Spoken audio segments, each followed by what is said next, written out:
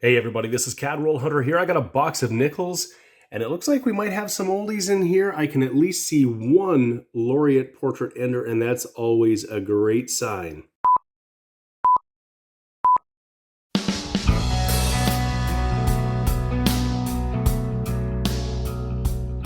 Hey everybody, this is James. You're watching my channel, Cadroll Hunter, and we've got a box of nickels, 50 rolls of customer wrapped Canadian circulated nickels. We can already see we're going to get some older stuff in here, at least one anyhow. There is a laureate portrait ender, but what that means is that we've got a box that's going to have nickel in it. We're pulling all the nickel out. It's worth close to 3 times face value, so we're kind of hoarding that for now. People always ask me, what do you do with the nickel? Well, right now I'm not doing anything with it. I'm just keeping it aside. If the price of nickel skyrockets, perhaps nickel coins will trade just like silver coins do. I don't intend to melt them down or anything like that, but as a base metal, they are have some value beyond their face values. So that's really cool. Well, we're going to dig into this. We've, of course, got our nickel album that we want to fill. We've done really well. The only spots really are some of the older 40s and 50s nickels. And some of the earlier ones, even King George V, we found a couple, but those will be really hard to come by. But hey, that's what coin roll hunting is all about. You never know. So let's just dig in and see what we find. I've just got roll number 3. I was just about to flip it over and open it up and take a peek. We've got a laureate portrait ender. It's not the one over there, so we've got at least a couple here. And this one has the 12-sided edge. You can just see the rim there. I don't see any other 12-sided edges, so we'll see if there's anything else old in here. Okay, I got it laid down. What's it going to be? It's going to be a 1961. Cool. Our first laureate portrait. First find other than one lone nickel composed nickel for the nickel jar. Roll number 5, we've got our first foreign coin. It's an American. No surprise there. It's a 1989 out of Philadelphia. You can see that little P mint mark just by the date. I've just laid down roll number 8, and I can see at least a couple American edges, and I'm not showing all the Americans. We've got 3 so far. Nothing crazy here, but we may as well just take a look and see what we've got right here. So this one here is going to be a 1994 Philadelphia, and then behind it a newer one. You can tell the design is a little bit more contemporary, and this one here is a 2018 Philadelphia. There might be more. We get lots of American coins in our circulating coins, so no surprise there. I'm just at the end of roll number 10, and you can see there are 2 1965s here, one right here and one right there. I spotted them both. It means we have 2 chances to see if we can find the large bead variety. Now, it would be highly unlikely that we find one, but we're going to take a peek because the large bead variety, even in circulated condition, would be worth over $1,000. Very, very rare and fun to look for. You never know with coin roll hunting, so let's take a peek. Well, here's the first one, and this is in pretty rough shape. This has got some scratches here. What we're looking for is to see if there's a larger bead basically right in the middle of here. This is not it. You can look at other markers too to see where the beads are in relation. The small bead variety has 119 beads. The large bead variety has 138, so they're obviously a little closer together. This is the common small bead, and we'll just take that out and we'll grab the next one. And this one's even worse with the damage.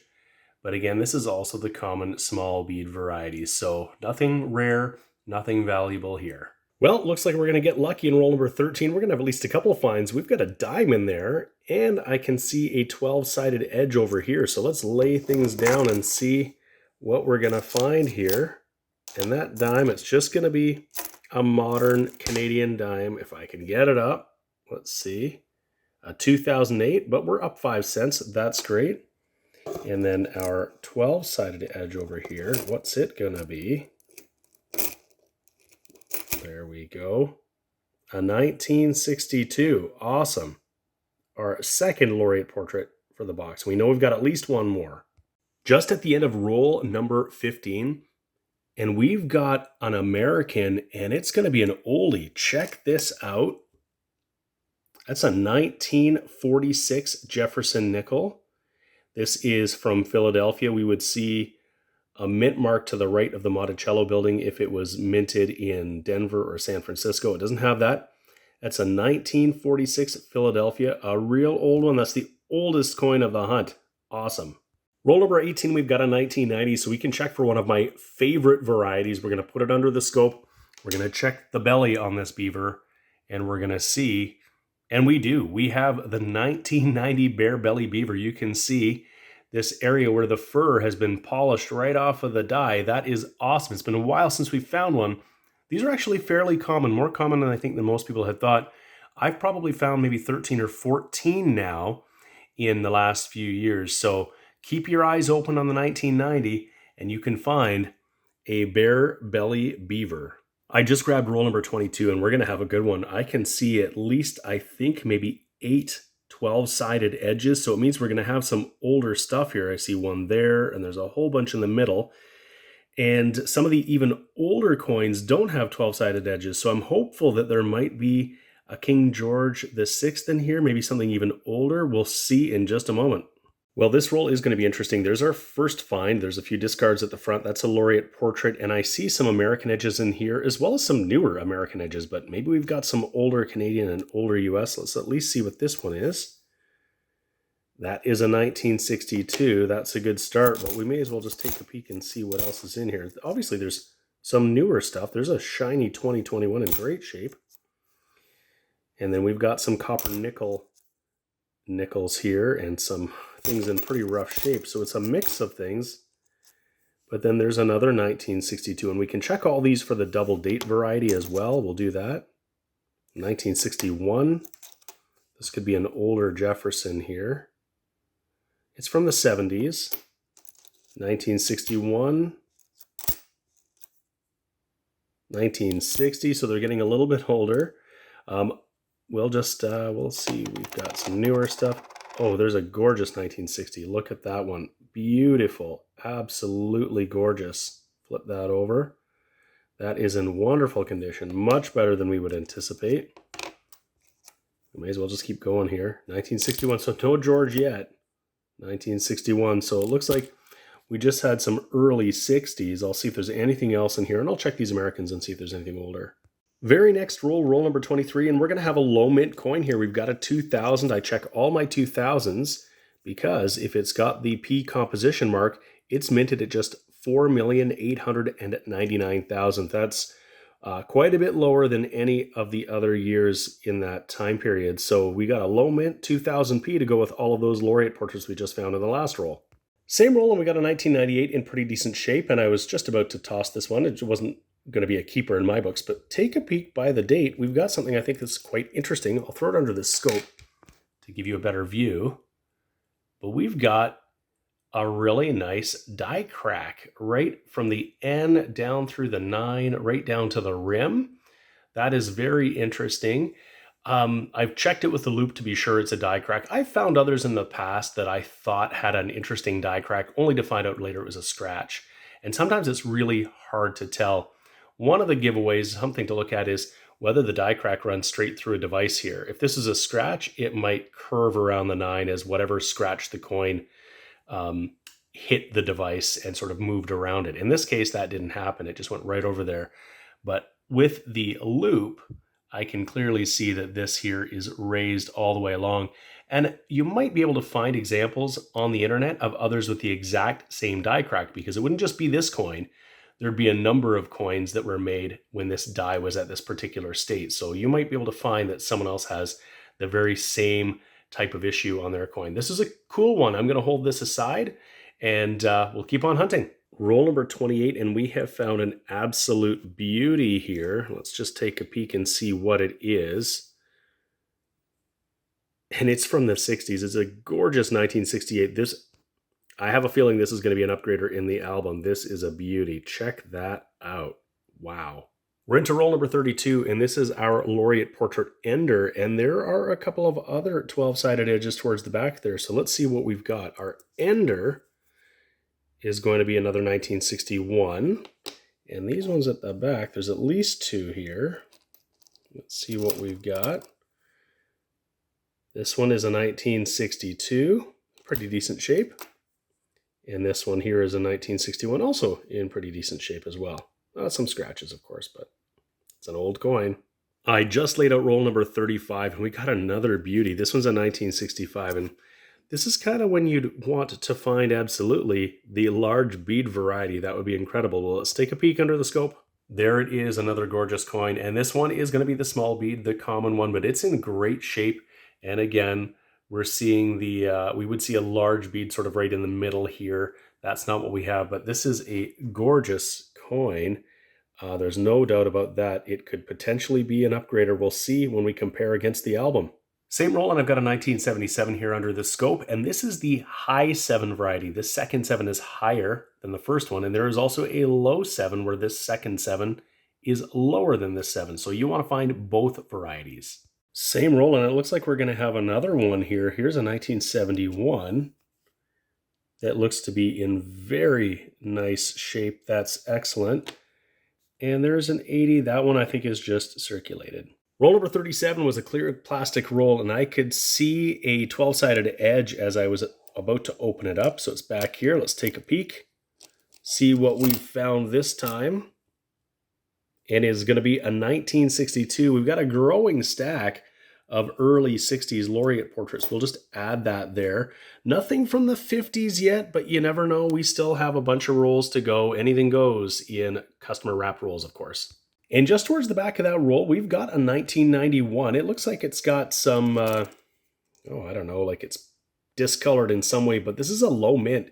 This is minted at just under 11 million. So again, significantly less than the years before or after. So that's a great find, a 1991 semi-key date.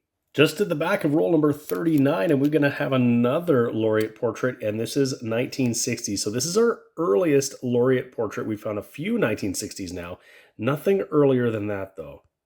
Roll number 41, there's our first 1963, and a pretty decent one at that. Roll number 42, and our end coin is going to be our second 1963, and I could see at the very end an older American. It won't be our oldest, of course, because we got that one from the 40s. But there's a 1964, so we're finding some US in the 60s. That one is out of Denver. Same roll, and there's a pretty nice looking 1964 here. We can look to see if it's the extra waterline. It's not, but that is a pretty nice looking 60s laureate portrait. Got a few little dings, but it is largely uncirculated. Maybe a very high AU at that. Look at that. Roll 44, and it looks like we're going to get another dime. So the dime strikes again. This will be our second dime. I'm just going to slam those down and see if I can find that dime in there and see what it is. Just a 2013, but again, a dime and a nickel roll. Really weird. Roll 46, we've got another older American. It has the Denver mint mark beside the Monticello, so we'll flip it over. And it's a 1960, so this is our second oldest US of the hunt. Roll 49, we're getting down to it, and we've got our second 1964, and this is also not the rare extra waterline die crack variety. Well, we've completed that hunt, 50 rolls of customer wrapped nickels, and it was a great hunt. We did really well with the nickel cup. We got that over the halfway point for sure. That was really good, and we found lots of cool stuff. We got a whole big stack of US nickels. That's 33 of them altogether, including this 1946 Denver. That's our oldest one, so that's a really great find here in Canada. We got a couple dimes. That's pretty cool. And in the low mint semi-key date category, we got a 1991 and a 2000p. And of course, when it came to older nickels, we didn't get any King George VI, but we got 19 laureate portrait Queen Elizabeth II from 1960 all the way to 1964. You can see them all there. We did really, really well. We found a few beautiful coins, some gems. We're going to check against the album. A 65, a gorgeous 68, and that 1971. We'll see if we can improve the album at all. And we got a couple of really interesting varieties. We got that 1990 Bare Belly, and we got that 1998 that is in pretty nice shape with that die crack across the date. Really cool. So let's just check the album and see if anything here will upgrade. So here's our gorgeous Lighthouse Vista album, and we've done really well. We've got 89 of 119 spots filled, and we didn't add anything new, but we did upgrade this 1968. The one we had in here was also really nice, but this one was just slightly better. So this album just gets better every time we can add something to it, and that's fantastic. Otherwise, we really need to find some of the older nickels. Now, of course, anything by King or with King George V on it would be incredible. And we've just found 2, and every time I get one of those, or both times, I'm always surprised and pleased. But we've got some spots in the 30s and the 40s and even into the 50s that we don't have nickels yet in. So we're going to keep on hunting, and we want to fill this whole album up if we can. And we've got some work to do, and our work is cut out for us for sure, because some of those are going to be hard to find.